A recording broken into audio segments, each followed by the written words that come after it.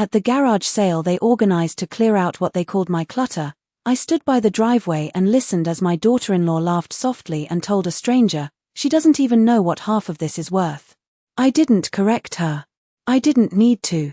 "I'm glad you're here, stay with me until the end, and tell me where you're watching from," because what happened next wasn't something any of them were prepared for. It was a bright Saturday morning, the kind where the sun hits everything just right, making even old things look softer, more forgiving. Tables had been set up across the front lawn, covered with boxes, kitchenware, framed photos, and pieces of my life that had somehow been reduced to price tags written in black marker. Melissa moved through it all with practiced ease, greeting neighbors, negotiating prices, smiling like she was hosting some kind of charming neighborhood event. My son stood nearby, carrying boxes out from the garage, avoiding my eyes more often than not. I had been told this was just a way to help me declutter, to make things easier, to create space. That's how it started. Simple. Reasonable. I had even agreed at first, thinking maybe they were right. Maybe I didn't need everything I'd held onto for so long. But as I stood there watching strangers pick through my belongings, turning them over, questioning their value, offering a few dollars for things that once meant everything, I began to understand what this really was. It wasn't about space. It wasn't about helping. It was about deciding, without me, what my life was worth. I noticed the way certain boxes had been opened without asking, the way items had been grouped together carelessly, things with history, with meaning, sitting beside objects that had none. A woman picked up an old jewelry case, the kind that looks ordinary unless you know what's supposed to be inside it. "How much for this?" she asked. Melissa barely glanced over. $5, she said casually. $5. I felt something settle quietly in my chest, not anger, not shock, but recognition. Because in that moment, it became clear. They weren't just selling things.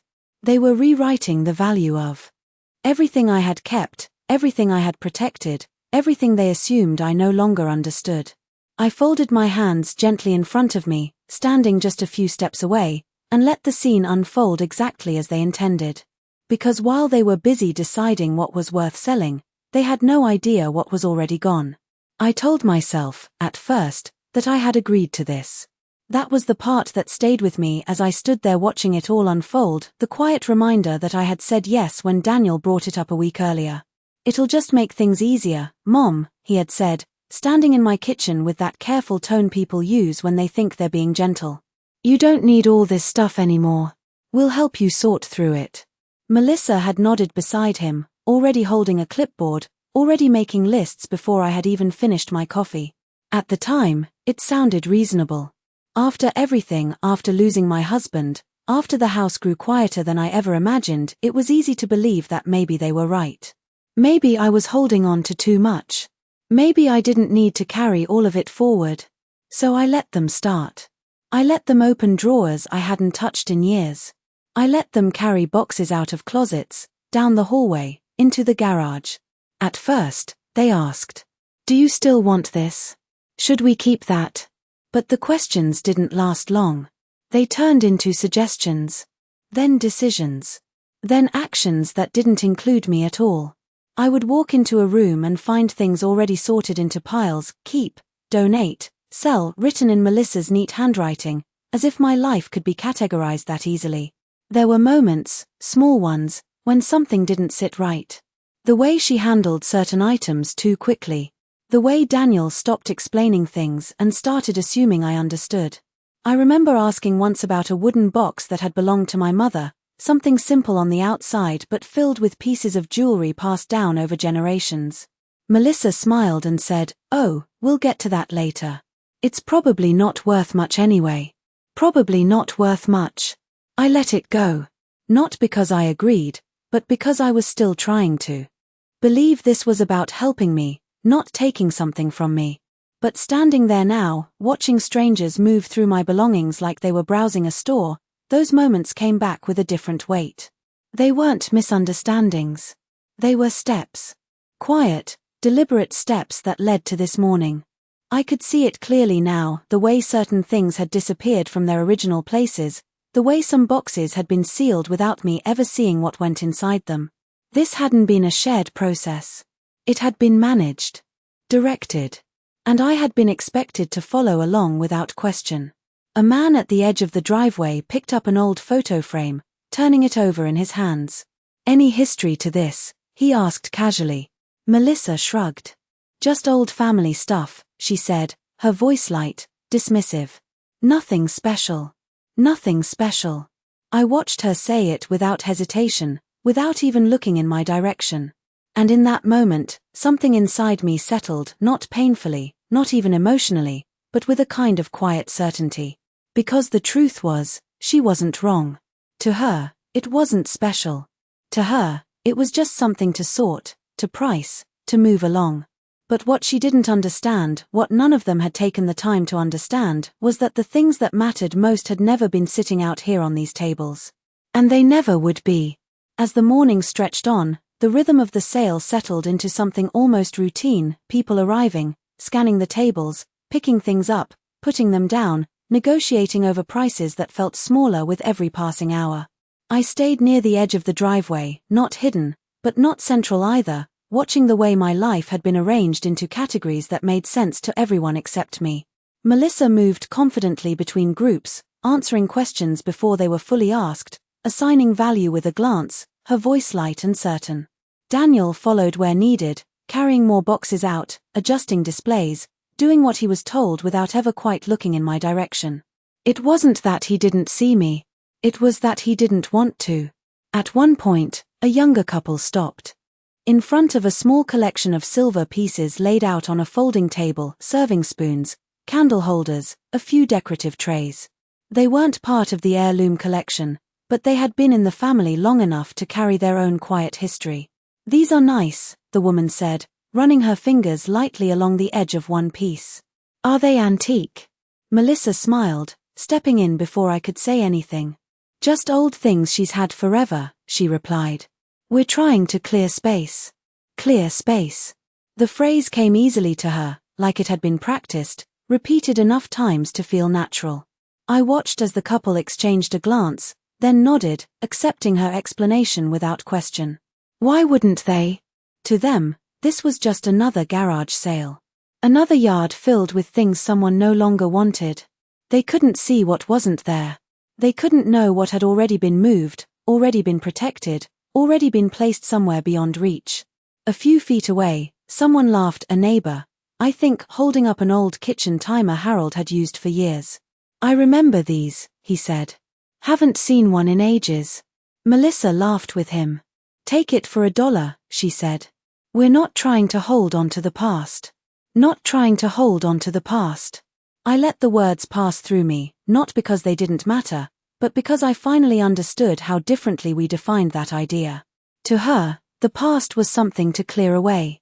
To me, it was something to understand, to choose what to carry forward and what to leave behind.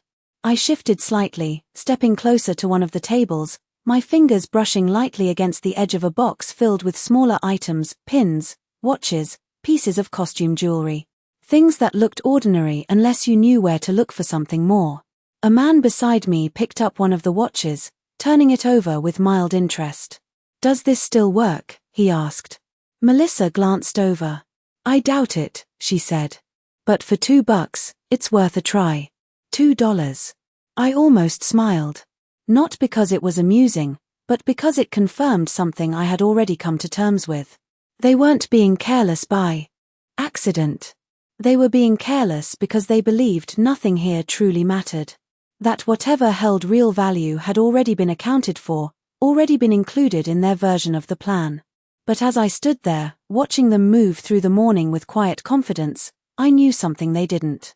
The plan they believed in, the one that allowed them to price, sort, and sell without hesitation, was built on an assumption.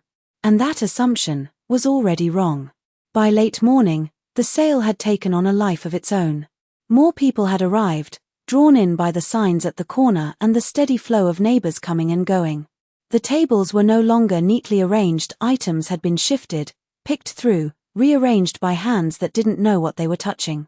And yet, Melissa seemed completely at ease, adjusting prices on the spot, bundling items together, smiling as if she were doing everyone a favor. 3 for $10, she said at one point, sweeping a group of mismatched pieces into a single pile, her tone cheerful, efficient.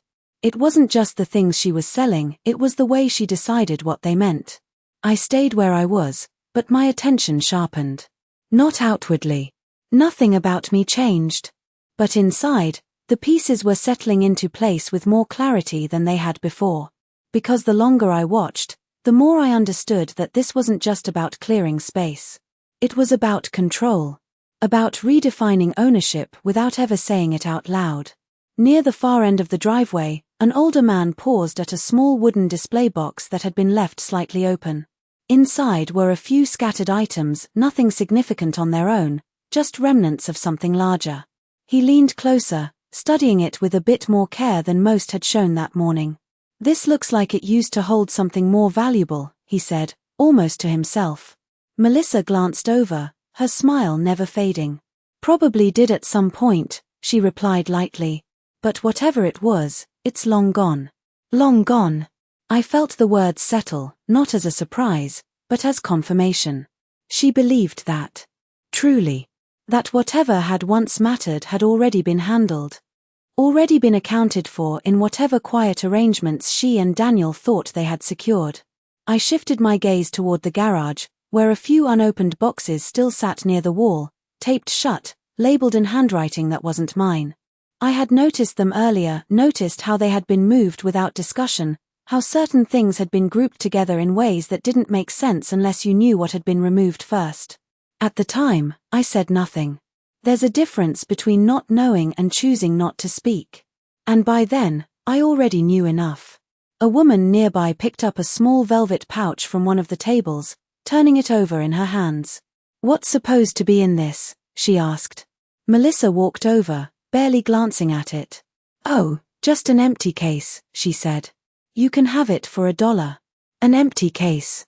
I almost let out a breath, but instead I simply watched as the woman nodded, satisfied with the answer, placing it back down without a second thought. That was the pattern of the day: quick judgments, easy assumptions, decisions made without understanding what had come before. Daniel passed by me then, carrying another box from inside, his movements steady but slightly rushed. For a moment, he slowed, as if he might say something, but whatever thought crossed his mind didn't make it to his voice. He just gave a small nod and kept moving. That, more than anything, told me where he stood. Not leading. Not questioning. Just continuing. I looked back at the tables, at the items being picked up and passed along, at the quiet certainty in Melissa's posture as she managed it all. And for the first time that morning, I felt no confusion at all. Because while they were busy deciding what was left, they had no idea what had already been taken out of their reach. It was around noon when the first real crack in their confidence began to show, not loudly, not in a way anyone else would have noticed right away, but in the small hesitation that followed a simple question.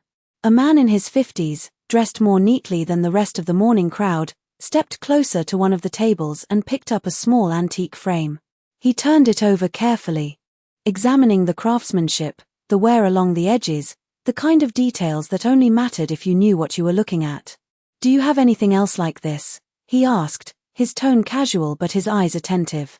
Melissa walked over, brushing a strand of hair back into place, her smile ready. "Just what you see here," she said smoothly. "We've already gone through everything." Already gone through everything. I watched the moment pass between them, the way the man didn't immediately put the frame down, the way his gaze lingered just a second longer than usual. "You sure?" he asked lightly. "Sometimes pieces like this come from larger collections." There was a pause. Small. Almost invisible. But it was there. Melissa's smile held, but it tightened just slightly at the corners. "No," she said again, a little more firmly this time. "That's all there is." I shifted my weight where I stood, my hands still folded gently in front of me, and let the moment settle without stepping into it. Because what he had noticed, what she was brushing aside, wasn't something you could explain with a price tag or a quick answer. It was something that required context. History. Knowledge she didn't have, and never thought she needed. The man nodded slowly, placing the frame back down, but not before giving one last glance across the table, as if trying to piece together something that didn't quite add up. Then he stepped away. Just like that. Opportunity, passing quietly through their hands without them even recognizing it. A few feet away, Melissa let out a small breath, barely noticeable, before turning back to another group of customers. But I saw it. That flicker of uncertainty. The first sign that maybe, just maybe, everything wasn't as complete as she had believed. Daniel came out from the garage again, wiping his hands on the side of his jeans. "How's it going?" he asked her quietly. "Fine," she replied quickly. Too quickly. "Just people browsing." He nodded, accepting the answer without question, just like he had accepted everything else. But his eyes moved briefly across the tables, scanning them in a way that suggested something had started to register, even if he couldn't fully name it yet. I looked out over the driveway, at the rows of items being sorted and sold, at the strangers walking away with pieces of a life they didn't understand, and I felt no urgency to stop it. No need to correct anything. Because what mattered most, the pieces they thought they had already accounted for, already included in their careful plans, had never been part of this sale to begin with. And the more they insisted that everything was already here, the more obvious it became that something important was missing. It didn't take long after that for the feeling to settle fully into place, not suspicion anymore, not even quiet concern, but something far more certain. By early afternoon, the crowd had thinned just enough for the rhythm of the sale to slow, and in that slower pace, the gaps became easier to see. Not for them, but for me. I stepped a little closer to the garage, my gaze moving across the remaining boxes, the ones that had been opened and sorted, and then to the spaces where certain things should have been. Not misplaced. Not forgotten. Just absent. I remembered the evening 2 nights before, when the house had been quiet and Daniel had already gone home. Melissa had stayed behind a little longer than usual, moving through the rooms with that same focused energy, gathering things, organizing, deciding. I had watched her from the hallway as she opened drawers, checked contents, closed them again with a kind of quiet efficiency that didn't invite questions. At the time, I said nothing. I simply observed. Because by then, I had already begun to understand that asking wouldn't give me answers, only explanations designed to keep me comfortable. That night, after she left, I didn't turn on the television or sit down the way I normally would. Instead, I walked through the house slowly, room by room, not searching, but confirming. I opened the cabinet where I had always kept the wooden case empty. I checked the closet shelf where another box had once been stored, moved. Everything was subtle. Nothing obvious enough to alarm someone who wasn't paying attention. But I was paying attention now. And that was the difference. The next morning, I didn't mention it to anyone. Not to Daniel, not to Melissa. I made my coffee, got dressed, and drove to the bank just after it opened. The parking lot was nearly empty, the air still cool from the night before, the kind of quiet that makes it easier to think clearly. Inside, I asked to access my safe deposit box, the one Harold and I had opened years ago but rarely used. The clerk recognized me, nodded politely, and led me to the back without questions. I worked carefully. Not hurried, not anxious. Just precise. One by one, I gathered what needed to be moved, the pieces that carried real value, not just in dollars, but in history. Jewelry passed down through generations, small artifacts that didn't look like much unless you knew exactly what they were. The kind of things Melissa would have called old without ever understanding what that meant. I placed them inside the box, closed it, and signed the form with steady hands. No drama. No announcement. Just a decision made quietly, at the right time. Standing there now, back in the driveway, watching the last few customers drift between tables, I felt that same stillness settle in again. Because everything they were doing, every price they set, every item they sold, was based on a belief. That everything worth having was already within their reach. That nothing important had been missed. But they were wrong. And the truth of that wasn't something I needed to explain. Not yet. I didn't move right away after that memory settled in. I stayed where I was, near the edge of the driveway, watching the last few transactions of the afternoon unfold like the closing scenes of something that had already been decided, just not in the way they thought. The tables were thinner now, the boxes lighter, the energy of the morning replaced with a kind of quiet satisfaction. Melissa stood near the center, counting cash into neat stacks, her posture relaxed, confident, as if everything had gone exactly according to plan. Daniel lingered beside her, occasionally glancing toward the remaining items, but mostly watching her, taking cues the same way he always had. I stepped a little closer, not to interrupt, but simply to be present.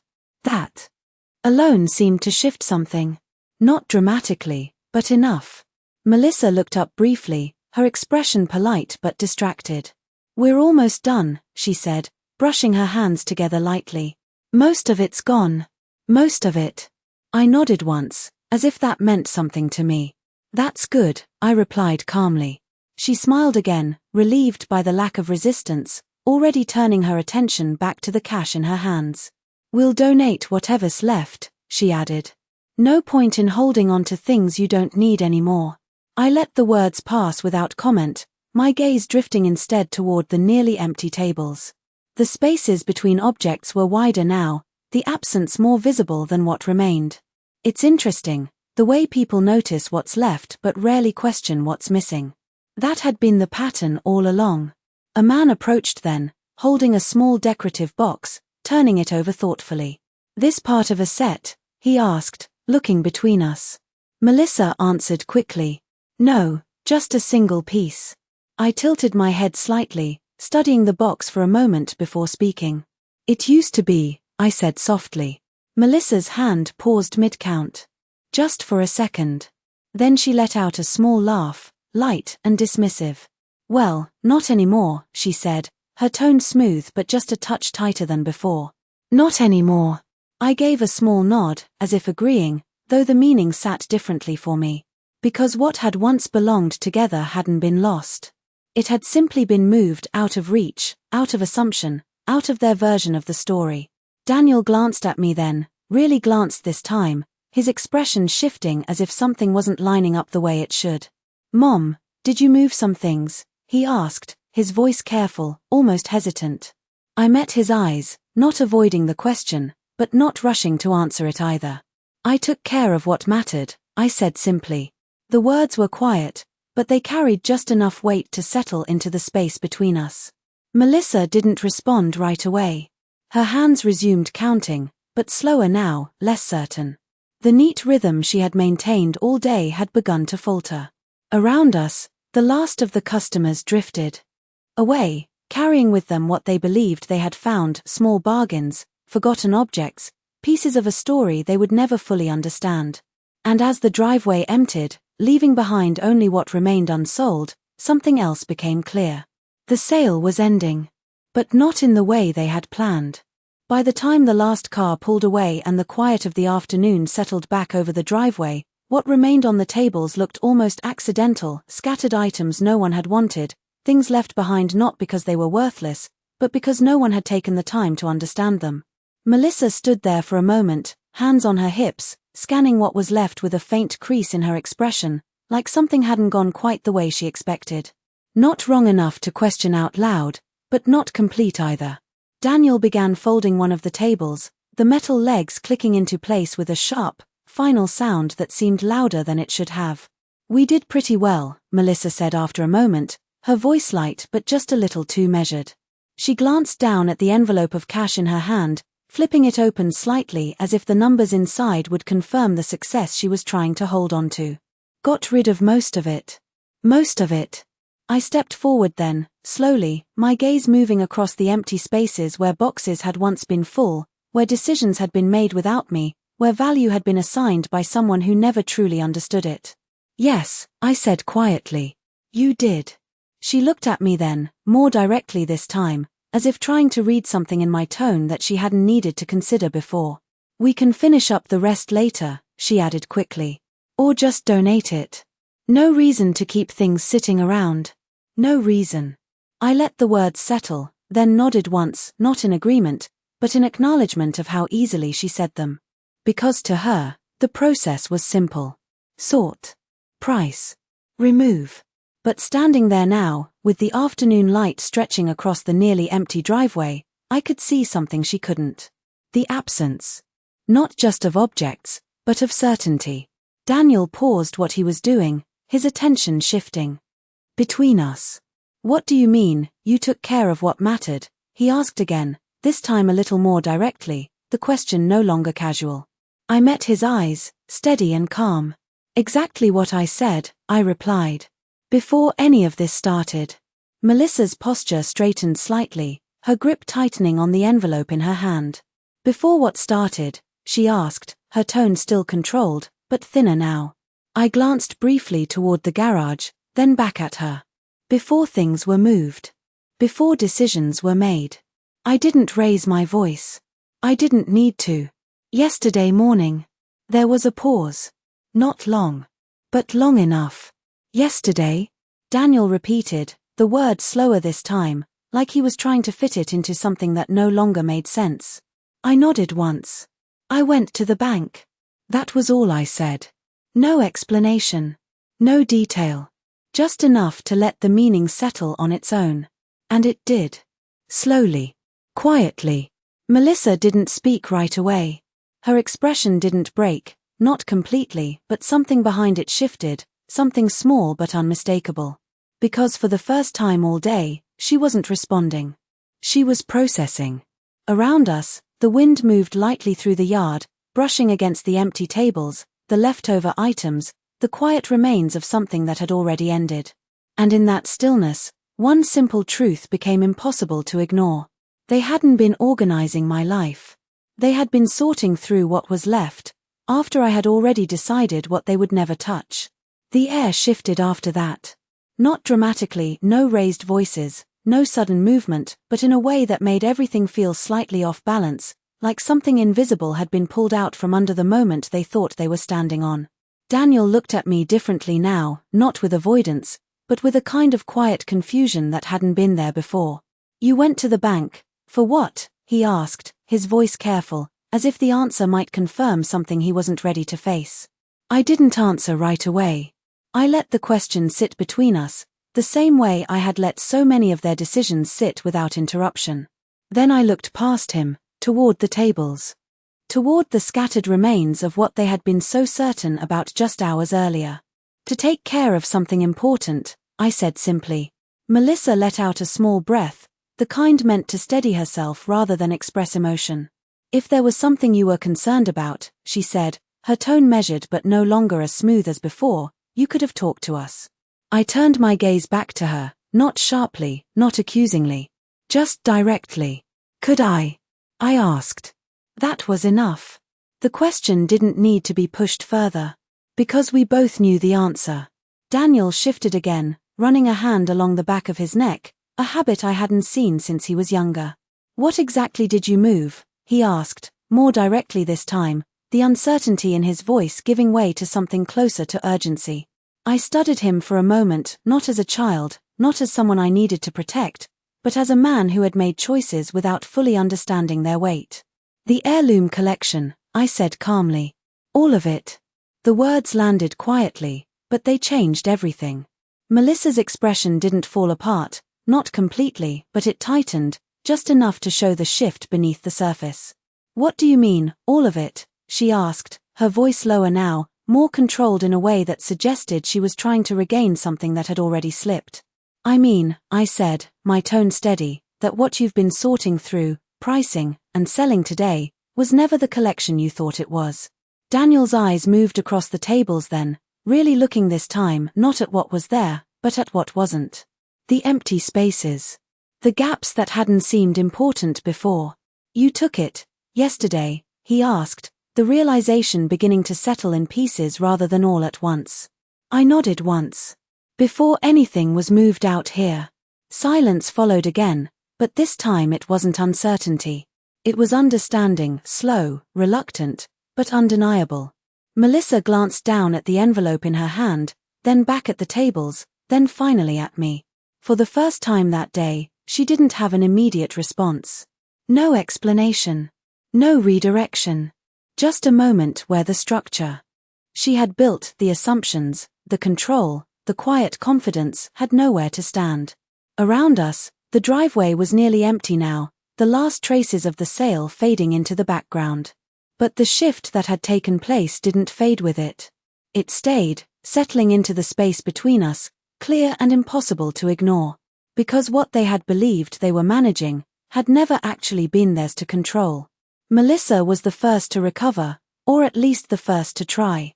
She straightened her posture, lifting her chin just slightly, as if composure alone could rebuild what had already started to collapse. "That doesn't make any sense," she said, her voice tighter now, the smooth confidence from earlier replaced with something more controlled, more deliberate. "Those items were part of the inventory. We went through everything." I didn't interrupt her. I let her finish, the same way I had let her speak all morning, the same way I had allowed her to define things in her own terms. Then I nodded once, not in agreement, but in acknowledgement. "You went through what was left," I said calmly. Daniel looked between us, his expression no longer uncertain, but unsettled. "Mom, that collection, those pieces, those were supposed to be part of the estate," he said, the words coming out slower now, like he was hearing them for the first time as he spoke them. "Were they?" I asked gently. Not challenging. Just clear. He hesitated. That was all it took. Melissa stepped forward slightly, her grip still tight around the envelope of cash. "We were organizing things to make it easier for everyone," she said, her tone firm but no longer effortless. "You can't just move assets like that without discussing it." I met her gaze without raising my voice. "And you can't assign value to things that were never yours to manage," I replied. The words didn't echo, but they settled. Deep. Daniel exhaled slowly, running his hand over his face as if trying to catch up with something that had already moved ahead of him. "So, none of that is here?" he asked, glancing again at the tables, at the items that now seemed smaller, less significant than they had just moments before. "No," I said. Simply. "It hasn't been here since yesterday." Melissa's eyes moved quickly then, not at me, but across the driveway, the tables, the garage, as if searching for something that might contradict what she had just heard. But there was nothing to find. Only absence. Only the quiet reality of what was no longer within reach. "And the box?" she asked suddenly. "The wooden case, where is it?" I tilted my head slightly. "Empty," I said. That was when it fully landed. Not all at once, but in a way that left no room for misunderstanding. The structure she had relied on, the assumption that everything had been accounted for, categorized, controlled, had a gap in it. A gap she hadn't seen. Daniel stepped back slightly, his weight shifting as if the ground beneath the situation had changed.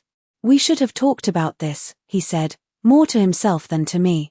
I watched him for a moment, then gave a small nod. "Yes," I said. "We should have." Melissa didn't speak again right away. For the first time all day, she didn't try to redirect, didn't try to explain. She just stood there, the envelope still in her hand, the numbers inside it suddenly smaller than they had felt before. Around us, the last traces of the sale remained: folded tables, scattered items, the quiet aftermath of something that had been meant to clear space but had instead revealed something else entirely. Because in the end, it wasn't about what they had sold. It was about what they thought they had access to, and what they never actually did. For a while, none of us moved. The driveway, which had been filled with motion and voices just an hour before, now felt strangely still, like everything had paused to catch up with what had just been said. Daniel stood there, his eyes no longer scanning the tables but fixed somewhere lower, as if the answers he was looking for might be written into the ground. Melissa, on the other hand, remained upright, composed on the surface, but the tightness in her posture hadn't eased. If anything, it had settled deeper. "So that's it?" she asked finally, her voice quieter now, stripped of the easy confidence she had carried all day. "You just decided all of this on your own?" I didn't answer immediately. Not because I didn't have one, but because the question itself said more than anything I could respond with. I looked at her, then at Daniel, and let the moment stretch just enough for the weight of it to be felt. "I made a decision about something that belonged to me," I said calmly. "Yes." Daniel exhaled slowly, his shoulders dropping in a way that made him look older than he had that morning. "We were trying to help," he said, though the certainty behind the words was gone now. It sounded less like a statement and more like something he was trying to convince himself of. "I know," I replied. And I meant it not as agreement, but as acknowledgement. Because intentions, no matter how they're framed, don't change the outcome when they cross a line. Melissa shifted slightly, her grip loosening on the envelope as she set it down on one of the folded tables. "You could have talked to us," she said again, though this time there was less insistence in her tone, more something like frustration at losing control of a situation she thought she understood. I gave a small nod. "And you could have asked me," I said. That was it. No accusation. No raised voice. Just a simple truth, placed between us where it couldn't be avoided. Daniel looked up then, meeting my eyes fully for the first time that day. There was something different there now, not confusion, not even defensiveness, but recognition. The kind that comes when you finally see something clearly, even if it's not what you wanted to see. "I didn't realize," he started, then stopped, the rest of the sentence falling away before it could take shape. "No," I said gently. "You didn't." Melissa didn't respond. She stood there for a moment longer, then turned slightly, her gaze moving across the nearly empty driveway, the tables, the scattered remains of what had been sold. The scene no longer reflected success. It reflected something incomplete. Something misjudged. A light breeze moved through the yard, brushing against the edges of the tablecloths, shifting a few of the leftover items just enough to make a soft, hollow sound. It was the only movement left. I picked up my bag then, the same one I had carried with me that morning, and rested it lightly against my shoulder. "You can finish cleaning up," I said, my tone calm, steady. "Or leave it for later." Neither of them answered. They didn't need to. Because whatever this day had been meant to accomplish, it had already revealed something far more important. I didn't wait for them to respond. There was nothing left in that moment that required an answer, nothing that needed to be resolved before I could move forward. I stepped off the driveway slowly, the gravel shifting softly beneath my shoes, and walked toward the front door of the house that had never stopped being mine even when they had begun to treat it like something already decided. Behind me, I could feel the stillness they hadn't yet broken, the weight of everything settling in a way that couldn't be undone with explanations or second thoughts. Inside, the house was quiet again. Not the heavy kind of quiet I had grown used to after my husband passed, but something different. Clear.